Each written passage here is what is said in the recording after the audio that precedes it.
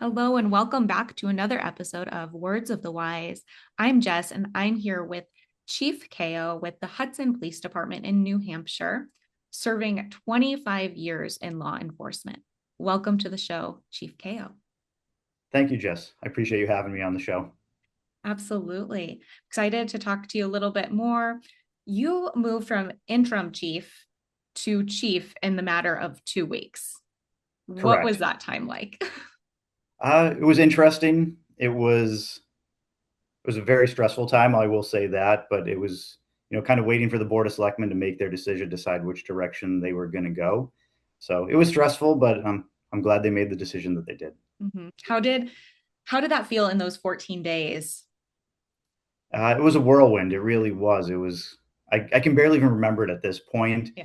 It was a lot because, the person I'd been working under had just retired. So he leaves and just is gone. And now suddenly he's handing it to me. Here you go. Agency is yours, but I still not really chief. I'm the interim chief. We're still waiting for the town to make an official decision. The men and women of the police department, obviously they wanted to know what was going to happen. So it was interesting. And like I said, it was a whirlwind. You've been with the Hudson Police Department for almost 25 years. So did you know a lot of the people? Did this feel like a natural transition for you? It did. It felt like a natural transition. I've been here, my entire policing career. I got hired right out of college. So I know all the men and women here. I've been involved in hiring a lot of them. I did polygraphs on a lot of them. So I know them all. And luckily, they were all supporting me for the position. So it was just kind of a waiting game to see what was going to happen with it. And you have a bachelor's degree in chemistry. Did I read that right? You did read that right. I went to the University of New Hampshire, studied chemistry, wasn't sure exactly where my career was going to take me. And I was actually working at Anheuser-Busch in the quality assurance lab for when they were making beer. And then September 11th happened, and it kind of changed the direction of where I wanted to go with my career. So I started testing with police departments and ended up at the Hudson Police Department. That's interesting. So what about 9/11 made you want to get into the career? Was it? I think it was, I was a senior in college.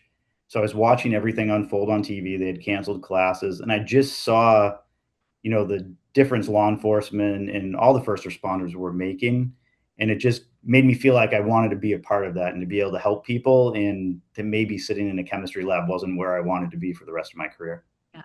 I'm that was a memorable day. I mean, I was sitting in a history class during Yeah, 9/11 and all. I mean, I don't think if anyone was alive during that time that you can forget that day.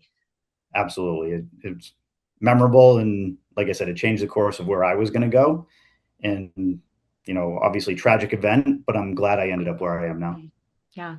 And then having that degree in chemistry, how would you say you apply some of those skills into your leadership within the department? That's a great question.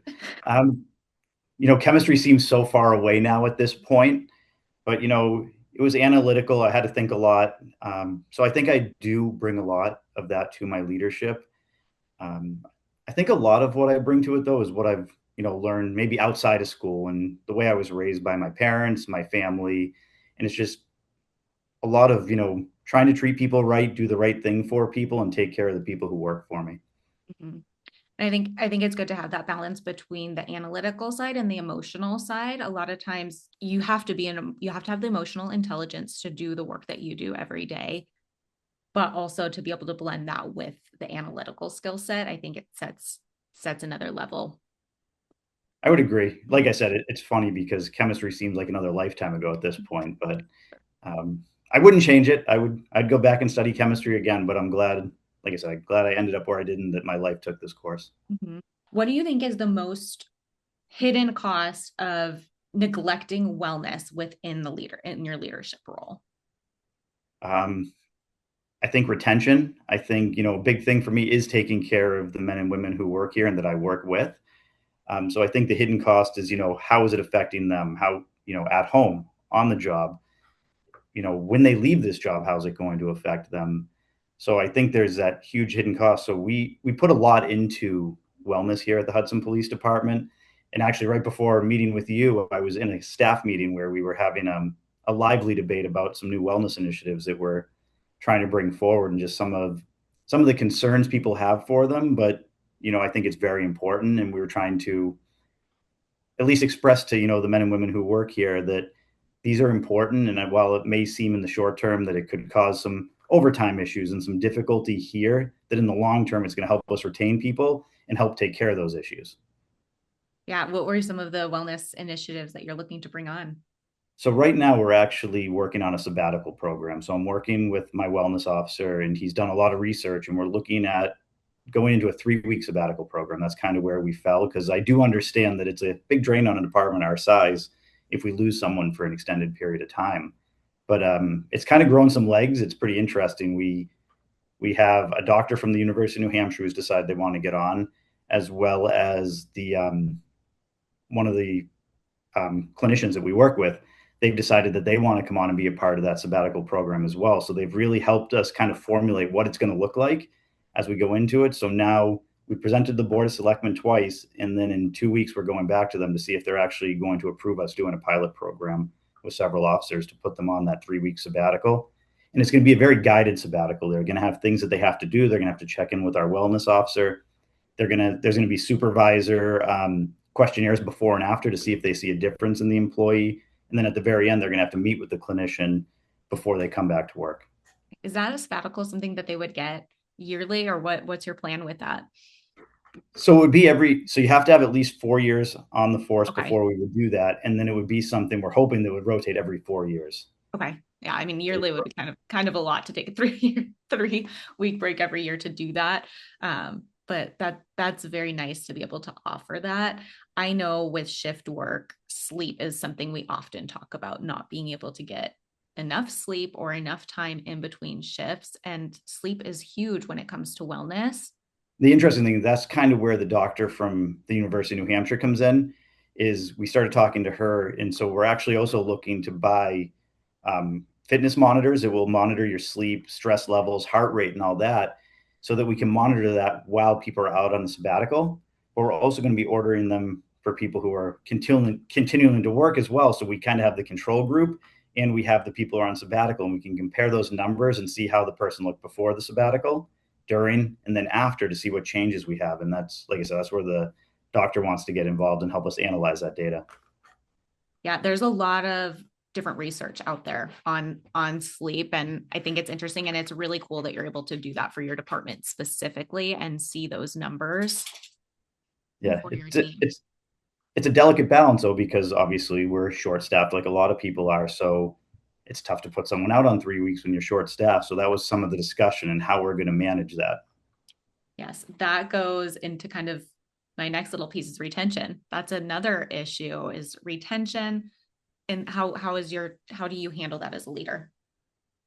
So luckily, and I'll knock on some wood that I have right here, we've been able to retain people pretty well. The few people who we have leave, it's usually to leave police work completely. We don't have people jumping ship to go to other agencies, but obviously we want to retain the good people that we have. So one of the things I started when I moved into this position, and it may seem like a really small thing, but we were always saying recruitment and retention, recruitment and retention. And I switched that. So whenever I'm talking, in front of anybody here, or when we're talking about what we need to do, it's always retention and then recruitment. Because to me, it's more important to retain the quality people I have. Yes, I want to recruit more people, but I think if I retain those employees, more good employees are going to want to come. So I think it sends a bad message if I'm always talking about recruitment, recruitment, recruitment, where really retention is the more important thing for me. Retaining is important because I feel like if you're retaining and building that team, how would you say that that affects your culture? Right. You know, And I think exactly. And I think that does play into the culture, is that we're showing the employees who I work with that we want to keep you here. We want to make this the best place for you to work. And we've actually had a lot of luck in doing that, and that we have people coming over from other agencies who want to come and work here. what are some of the things that you're implementing that creates those other people wanting to come in and work with you? In full transparency, Yeah. one of the things is our guys have a great contract. Okay. And obviously that's something we fought for. Mhm. But I think the reason we have a great contract is the thing that people see, and is something else that brings them here, is that we do a lot in this community. We do a lot for the community, but in return, the community does a lot for us and they're willing to support us. So they see the things we do with the community and they see that support that it garners. And then also in turn, they see that the community is willing to pay us for that as well. Getting the support of the community is huge too. It's tremendous, and that's something we've had to build, over years and years. And not to get into too much history of the Hudson Police Department, but back in the '80s, we actually have a newspaper article that shows that, it says Hudson Police Department, worst police department in the state of New Hampshire, and we had a terrible reputation. So it's taken us years to build that, and we understand it's a delicate balance. So we work every single day to maintain, you know, how the community sees us now as opposed to how we were seen back in the '80s. We know so much has changed from the 80s to now, especially with officer wellness and reputation. Can you speak to maybe one thing that's led to that change aside from time? Um, I think the involvement in the community and just we're so embedded in the community at this point. We have 3 SROs who are in our schools. We put on so many different community events, and we're always looking for ways to engage with the community more. Something that we started, I want to say probably 8 to 10 years ago, was we do a youth police academy over the summer. So for a full week, parents can drop their kids off at 7 in the morning, pick them up at 4 in the afternoon, and we're bringing them through almost like a mini police academy where they're learning about the police department, the different things we do, why we do things, and at the end they're getting to do scenarios and actually almost like act like a police officer. And then we hold a big graduation ceremony for them where their families come.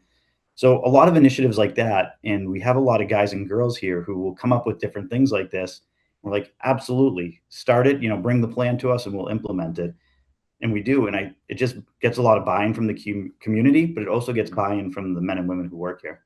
Would you say was that one of your favorites that you've implemented, or is there initiative that you've implemented that you're I, really I can't proud of? take I can't take credit for the Youth of Police Academy. I was the sergeant who initially told them yes, but this was a lot of hard work by other people just bringing the idea to us and us allowing them to run with it. I would say that's one of my favorite things. Another thing I love to get involved with is when I was running detectives, I was in charge of Coffee with a Cop, and we do it at our senior center. So I would spend a lot of time with the seniors at the senior center, and that was another thing that I really enjoyed. But that got us a ton of buy-in from the seniors here in town, and they're always reaching out to us. And I actually worked with them to start a program. It's a lockbox program, and what it is if you're over a certain age, we can work with you and we'll install a lockbox on your house that has a key. We're the only ones with the code. And that way, if we need to do a check conditions on you or if there's a medical emergency, we don't have to kick in your door or find some other way to get into your house, because a lot of their concerns were, man, what if I fall? What if I need help? Now you guys are going to kick in my door and it's going to cost me several $1,000s. So it was an idea they brought to us, but Yeah. then we implemented it. We paid for it with some funds we had, and now we go out and we install lock boxes on their houses. That's a good point. Like, you're learning just as much from being out in the community as they can learn from you too. So it's a win-win. Absolutely. You mentioned being a detective. How has that translated to your new roles in leadership? What have you taken from being a detective and brought into your new role? Well, I can tell you, I know one of the things we want to talk about is wellness, and I can tell you that I learned some of the things not to do about wellness while I was a detective here at the Hudson Police Department. And it's because, unfortunately, a lot of the cases I saw when I was in there are ones that did have an effect on me, and I wasn't sleeping and I was bringing them home. And, a few cases involved kids that happened to be the same age as my kids were definitely ones that, had an impact on me at the time. And the agency's attitude pretty much was, yeah, that's police work, deal with it. Like, come back in tomorrow and, you know too bad, we've all dealt with those, no big deal, you'll get over it. And did I get over it? Yes. But was it the right way to do it? Absolutely not. I think there's a lot that could have been done to help with that situation, and I saw it in some of the other detectives too while we were back there. So I'm trying to use that to help guide us so that we're not in a place like that, because that's not the right way to be. And I feel like, police work is moving in the right direction, but it's moving maybe slower than it should. Yeah. And previously there was this mentality of suck it Hmm. up. Like, just like you were saying, and Yeah. today's a new day. We have to forget about that. But that's not always the way to handle it. What would you suggest for someone going through a situation? How have you found is the best way to move on from it or handle it? Not move on from it, but handle it. Yeah.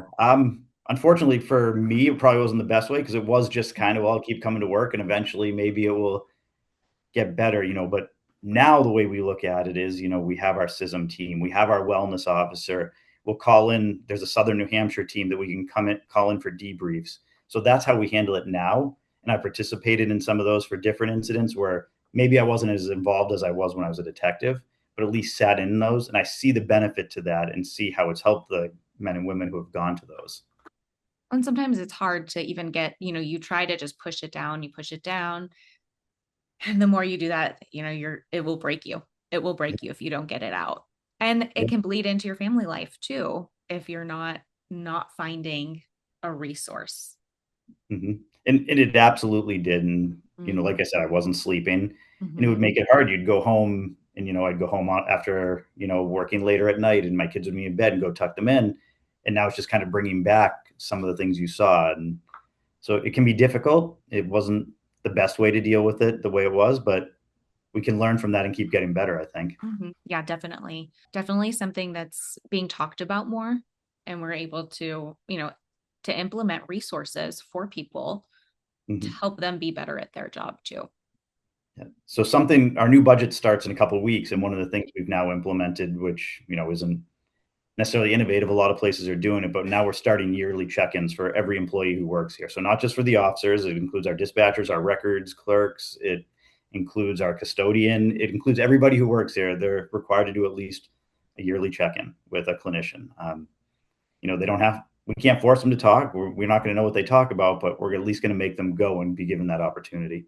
Well, and there's a preventative side of that too. Let's have these conversations now Absolutely. before something happens. Hopefully it allows people to talk about anything they want to, and maybe if it's working for them, we can get them additional ones as well. And then, yes, I was going to say, just after, 25 years of this and like having that suck it up mentality, how do we move away from it? I Yeah. think education. I Yeah. think in seeing the difference it makes when we do handle things more appropriately instead of handling it that way. And hopefully we will see the retention. Hopefully we will see, people with longer careers and coming out of it more successful and able to enjoy that retirement more without some of those scars. I mean, I think we all know no matter what we do for wellness, you're not going to come into this job the same way you're going to leave it. But we should do everything we can to make you the most productive, healthy person while you're doing it and once you leave this job as well. So true. What is your leadership philosophy and how you treat your people? I try and treat them the way that I would want to be treated. And I try and remember what it was like to be in their shoes and to be doing the job that they're doing.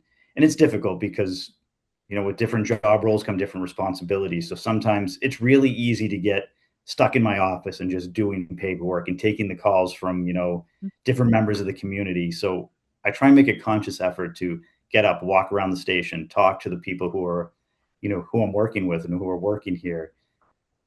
Something I know it's a weakness of mine that I've been trying to work on is coming on different shifts and make sure I'm seeing the people from all the different shifts who are working here. Let them know that, yeah, I may not be out here working every day shift with you, but I appreciate what you're doing. And I remember what it's like and what can I do to help make your job easier and better for you. Yeah. Is there a conversation that stood out to you that you've Um, had in your time? I'm trying to think of, there's none in particular that are standing out at the moment now that Yeah, you put of me on the course. spot. But I just feel even some of the smaller ones you have that maybe don't stand out are the important ones. Mhm. Or just going and asking someone, hey, how's your kid doing? How's, your wife doing? Whatever, might hear that something's going on at home and just asking them about it. And just listening really is a big thing. And that brings up a good point too, is sometimes it's those conversations that are very small, maybe the 10-15 minute conversations, and you may not have even known that you've made that impact. Right. It's like And the ones that are sometimes the more negative ones that unfortunately you hear more about. But that when that you is make, true. But I'm hoping it's making an impact. yes, but you are making an impact just by having those conversations and showing up on the shift. Yeah. Yeah, it's difficult to do. And like I said, Mhm. it's hard because you get so busy and wrapped up in your own stuff, but I think it's really important to do those things. Yeah. Yeah. And I mean, behind every officer is a human. And I think Mhm. people forget that sometimes, especially we mentioned being out in the community. How do you balance that? This, being the hero, but also having that emotional side to you too. Mhm. Yeah, it's tough, and Mhm. it's the men and women who work here that are the heroes. Like I said, they're the ones out there doing this every single day. Mhm.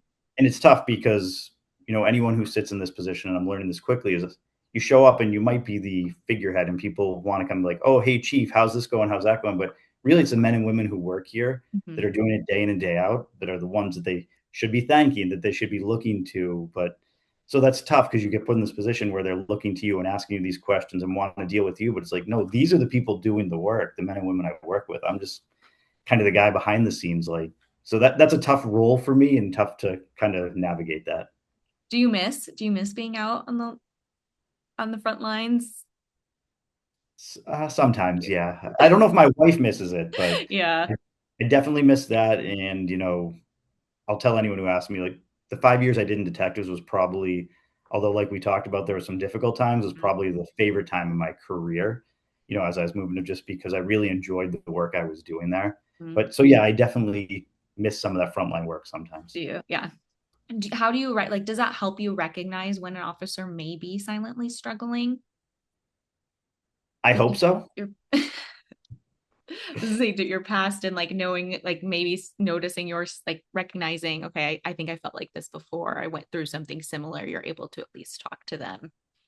Yeah, I'm pretty open about talking about it. My wellness officer that I work with, he knows that I'm willing to talk about it, so I'll bring it up. I'll talk to people about it. That's why I have the wellness officer, and we have numerous members of the CISM team, and that's also why I'm willing to openly talk about it in front of them, so that they realize this isn't a taboo topic. This isn't something that's going to hold back my career because, hey, this guy's willing to talk about it, and they made him chief of police. So I'm hoping that takes away some of the taboo from it, and that people are willing to have those conversations. So whether it's with me and I notice it, or if it's with one of the CISM people, or whether it's just with their buddy that they're out on patrol with, they're willing to have those conversations. And like you said, these people are out day in, day out, day in and day out. They're the heroes. How do you lead them? Like what would you say is your biggest leadership advice? Um, I think be honest with them. Don't try and be something you're not, Okay. and show them that you care. Not only show them you care, appreciate what they do, and that would be my advice. It's I wish I had some like game plan to give you, but for me that's what seems to work, and at least for me is how I do it: is show them I care, show them the appreciation, give them the tools they need to do their job, and knock on wood, so far it's working out pretty well.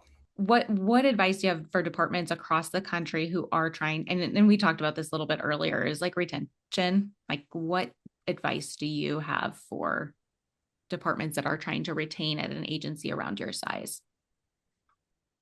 I think an important thing is to remember, like we mentioned earlier, that there's a human behind each one of those badges, Mhm. and they have families, they have other things going on outside of work. And while we have a job that we have to get done, we have to realize that they don't come to their this isn't their sole responsibility in their life, and we have to remember that. And I think that goes a long way with the men and women when they work at an agency, is having someone who understands that I'm not just a number, I'm not just boots to put on the ground, that I'm a human being and I have these different things that need to be taken into consideration. So we do try and run it like a family. Yeah. I mean, like I said, we have to fill the shifts. We understand that. So there are going to be overtime shifts. People are going to get forced. But if we can have that compassion for the men and women who are doing that, I think it goes a long way with them. Yeah. And you had mentioned your wife earlier and how you're probably, she's probably happy that you're in the role that you are now. What advice would you give for, like, you've been through it, how the stress that it puts on a spouse and even your kids, that can be Absolutely. really hard. I think it's important to remember that when you come here, Mhm. do the best job you can, stay true to yourself, but you have to have a life outside of here. Mhm. And you have to make that a priority. You have to make your family a priority. You have to think about those things. So it's almost like having two different roles. You have your job when you come here, you want to do it the best you can, and it is your family here, but you also have to make your family at home a priority. And that was one of the things I always prided myself on. Is I like to think I came here and did a good job when I was at work, but I always worked my hardest to not miss things if I didn't have to be there for my wife and kids when they needed something. I couldn't always do it, but I wanted them to know that, like, I'm here for you when I need to be, and I'm going to make every effort to be there for you. And, I think I was part of the reason I was curious and asking is my dad was a correctional officer. And he got into that later in his life. So I was probably like junior high school years, and he was working night shifts. So he was sleeping a lot of times during the day, or we would be at school. So it was like that was a part of my life where I rarely would see him. And Yeah, it meant it's tough. It's a tough thing to go through. it's difficult, and I know it wore on me when I missed something that I really didn't want to miss. So I Mhm. try and remember that and have that compassion when maybe someone's a little off because they are missing their kid's recital or their kid's baseball game, and it's tough because you want to be in two Yeah. places at once. Yes. Yeah. And I think just going back to the beginning, we talked about the sabbatical to be able to offer things like that. And I think the times are changing where we are talking about wellness and how we can have that balance of family life.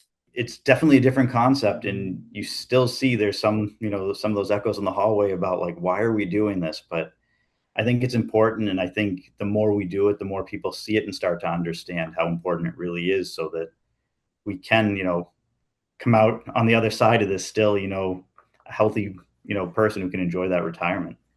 Yes. And definitely the retirement is the goal, to get and live a long, happy Yeah. retirement, to be able to spend that time with your grandkids. Yeah, I always say my goal is to collect more checks retired than I did while I was working here. Yes. Something that was mentioned earlier too is some people feel like because we hear like, okay, retirement, and then there's some statistics that police officers don't live long into retirement. And that's kind of where why we're here. We're trying to solve that, come up with solutions on how to live a long retirement. Yeah, and we're trying to incorporate all those things. Obviously, wellness has many components to it, and Mm-hmm. we're trying to look at all those. And some of them we've been able to implement, others are still works in progress. But we're trying to have this holistic approach to wellness, so that that is exactly what happens. That people are healthy while they're doing this job, and when they leave, they can enjoy that time afterwards. Yes. Yes. Well, I appreciate your time here.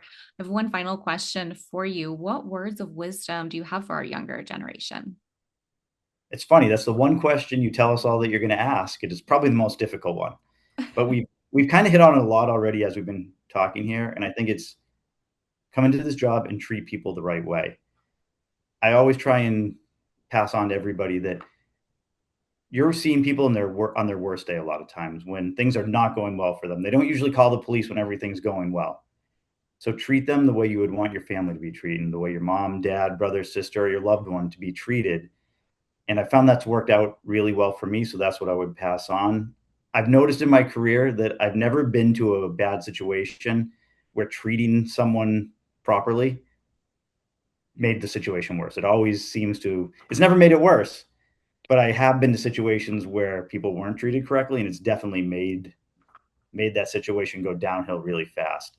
So I guess it would be treat people properly, and I think it will, help you handle situations, and it will help things turn out, the best that they can.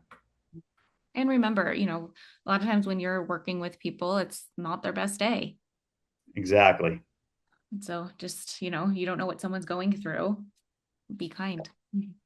Like I said, I've never seen a situation where treating someone properly made the situation worse. I think it goes both ways too. Sometimes it's hard, on the other side of the people you're dealing with, treat everyone. Everyone needs to treat everybody with respect and kindness. Yes.